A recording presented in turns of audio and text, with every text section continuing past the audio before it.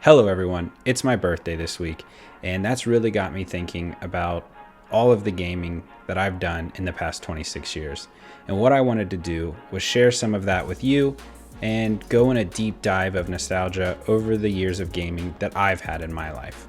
Now, this isn't going to be a review of every gaming tech or every console that came out over the past 26 years.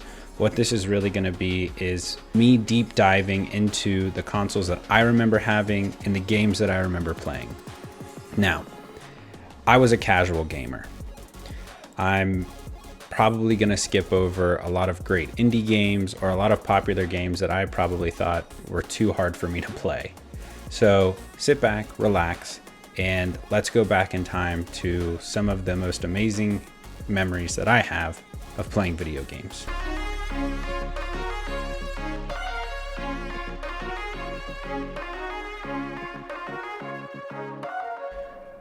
What we're going to start off with is the PlayStation 1.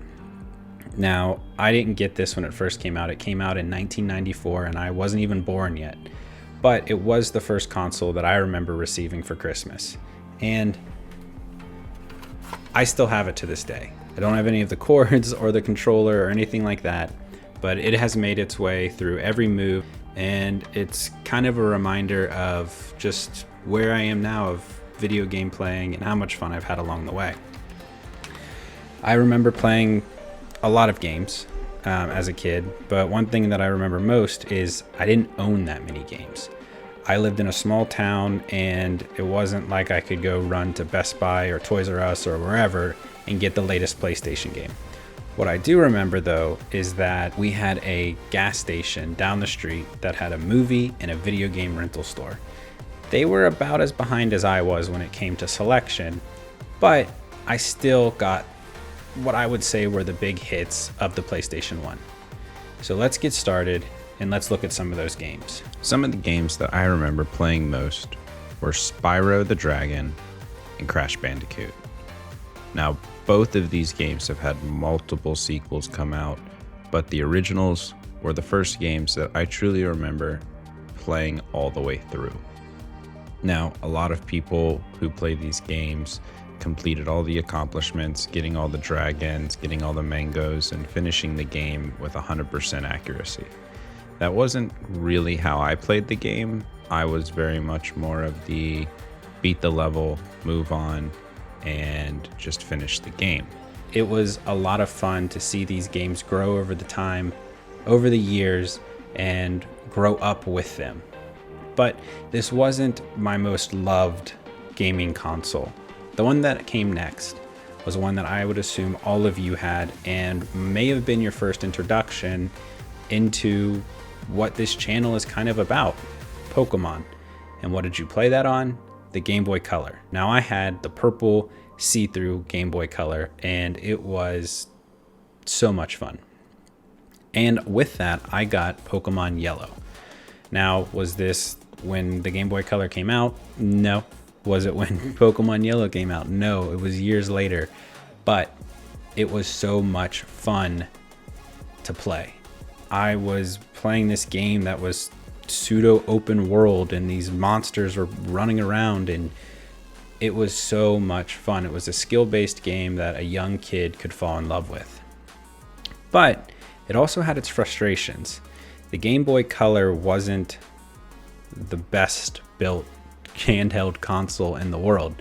It had no backlight. And what this meant is you had very few options to play this at night. You either had to get yelled at by your dad when you tried to turn on the light in the back of the car, or use the street lamps every 5 or 6 seconds and try to play it that way.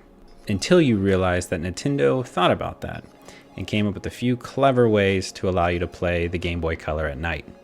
One that I remember having was the magnifying glass with the built-in overhead light.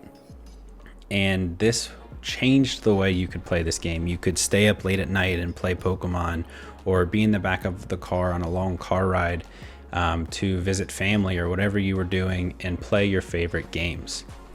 And that leads me to the next game I remember. And if you're watching this series currently, you'll know that that is Pokemon Gold.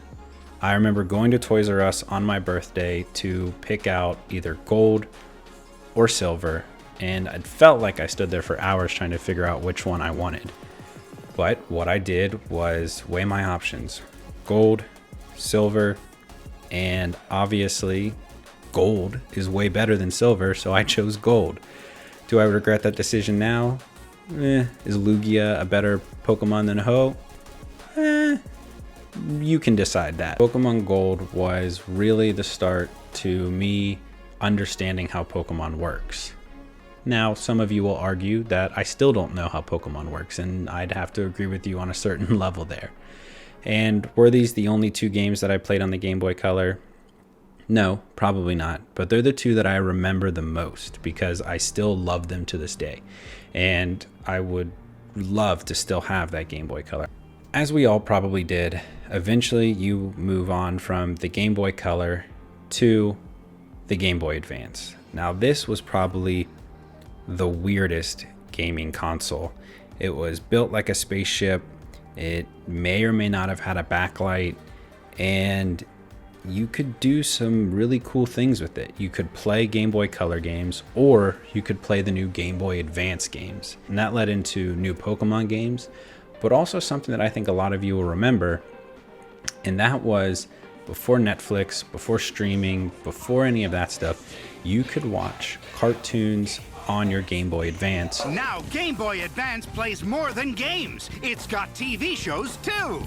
With GBA Video, the shows are right in the cartridges. One video pack holds multiple episodes with full color and sound. So you can watch your favorite shows whenever you want, wherever you want. Whoa, it's TV without the TV. Now, the next console that I'm going to talk about is the one that stayed with me the longest, and that's the PlayStation 2. Not only did I have a PlayStation 2, but it's the first console that my grandparents bought for us to play when we came and visited. And some of the games that I remember fondly on the PlayStation 2 weren't big hitters. There was Cat in the Hat. I remember playing a lot because my grandparents bought Cat in the Hat, and when you're over at the house, you play what's there. But some of the other ones were huge, and we'll get into those. But to start off with, one that I remember playing the most with my brother and sister was ATV Off-Road. This is a game that sounds just like its title. This was an off-road ATV game, and I really couldn't even tell you if it had a story behind it. What I do remember is playing the multiplayer version of this game where you could play tag. You would be driving the ATV around with a beach ball on the back of it, and as soon as you rammed into someone else, you were now it. And that's going to lead into a lot of the other games where when you have a little brother or a little sister, having multiplayer games that you can all play at the same time is very important. Now I'm going to get into the games that really fall into the category of a game that I loved and played into the ground. The first of those is Jak and Daxter 1 and 2. Now, the first Jak and Daxter game wasn't very good in my opinion. Now, granted, I was younger, and I may have to go back and play it again and form a new opinion.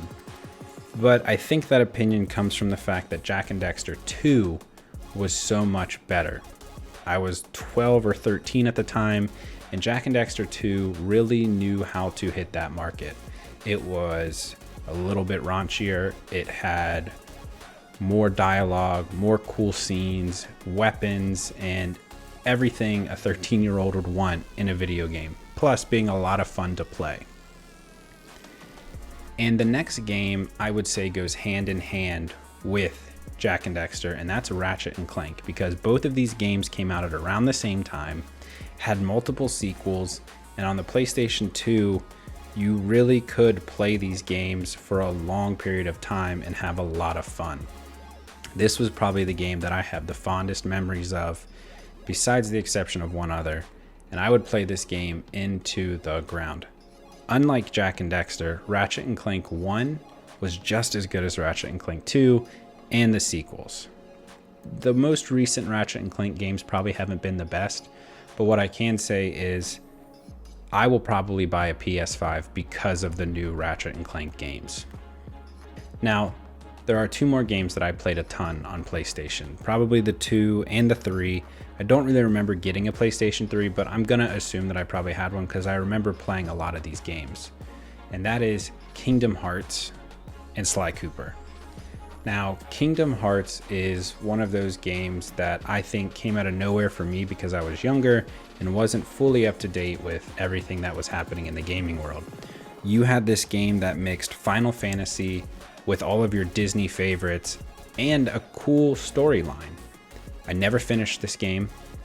I never beat it. I never even truly understood the game because I had never played Final Fantasy before. But it was such a fun game that you could run around and explore and build this team of your childhood favorite characters. And it just went on forever. And I believe that I beat Kingdom Hearts 2 and the newest Kingdom Hearts game, all the crazy ones in the middle. I don't really remember that much, but Kingdom Hearts was another title that really struck a chord with me and I loved a lot. Now, the last game on my PlayStation 2 list is one that is probably the most meaningful, and that's Sly Cooper. Like Jak and Daxter, Sly Cooper 1 was a testing ground, and it was still really good, but in comparison to Sly Cooper 2, it wasn't even in a comparison. Sly Cooper 2 had an expanded story, expanded skills, toys, weapons, all of these things that make a game fun. And as I said before, a game with a multiplayer mode that's actually fun so that you can play with your brother and sister is something that comes in handy. And Sly Cooper had that game. It was a multiplayer game where one of you played as the protagonist, one of you played as the antagonist, and you just battled each other. And it was a lot of fun. I spent hours in the bunk beds with my brother and sister playing this game, and it's a great memory that I have. The only downside is when they remade Sly Cooper, they didn't include the multiplayer game, which would have been a lot of fun because I think we would be playing it together right now. I have a real back and forth relationship with Sony and Nintendo. I had an Xbox for a small period of time that I bought at GameStop so that I could play zombies with my friends, but that was during a period of time where gaming really took a back seat. That 8th grade to kind of 10th grade time in my life when sports was becoming more of a part of my life and video games were taking a back seat. And we had a Wii. We played Wii bowling. I have a lot of fond memories of that.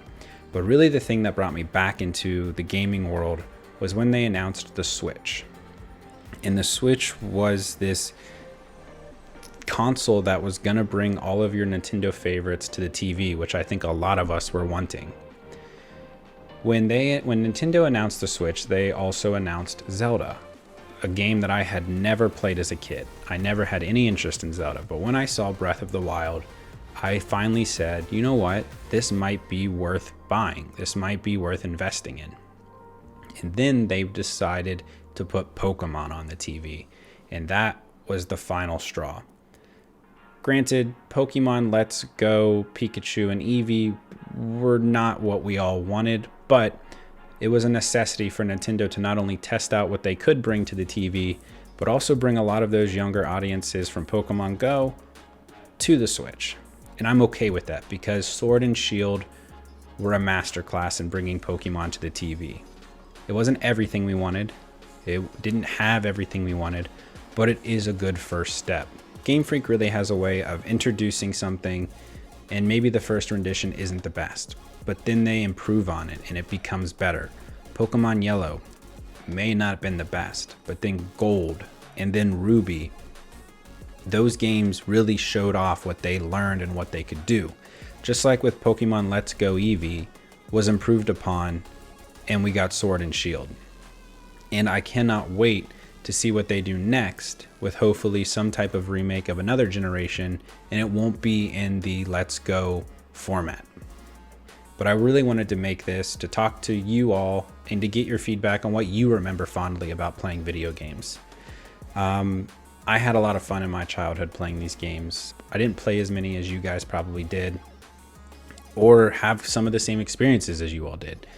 But like I said previously, I have my Switch now, I have my computer, and I'm hopefully going to get a PlayStation 5 because what's making a reoccurrence is all of these nostalgic games. A new Ratchet and Clank game that looks like it's finally built out all the way through. A new Pokemon game that's hopefully going to be announced in the next couple months. And hopefully they'll bring back other titles like Jak and Daxter, like Kingdom Hearts, and like all these other games that I mentioned, if we just had a reboot of all of these with new storylines and new ways to go, I'd be completely happy with that. But I'm also excited for what new games I can fall in love with. So comment below, what games are your favorite from your childhood, and what do you hope comes next? What consoles do you remember playing the most, and what consoles do you maybe wish you would have played as a kid or that you missed out on? Because there were a lot for me. I never had a Nintendo 64, never had a GameCube, don't even really remember having a PlayStation 3 or an Xbox for that long period of time. But let me know what you think. I hope you enjoyed this trip down my memory lane. So like always, I hope you have a great day. Thank you for watching, and I will see you in the next episode.